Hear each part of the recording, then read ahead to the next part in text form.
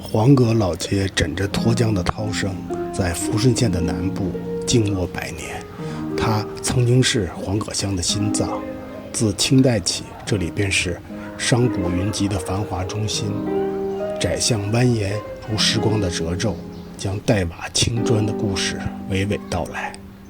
老街的石板路已经被水泥掩盖，仅容两人并行的巷道里，茶馆蒸腾的热气与谈笑声交织，竹椅吱呀摇晃，茶香混着烟火气在屋檐下流转，斑驳的木门虚掩着，雕花窗棂虽已褪色，仍固执地守着往昔的精致。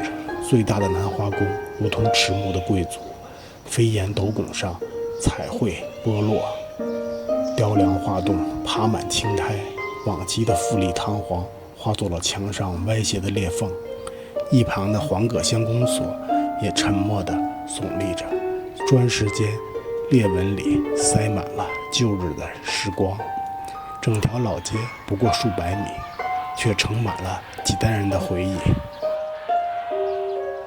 残垣断壁间，烟火气仍在倔强地生长，每一道裂痕都在诉说，繁华会老去，但生活的温度永不冷却。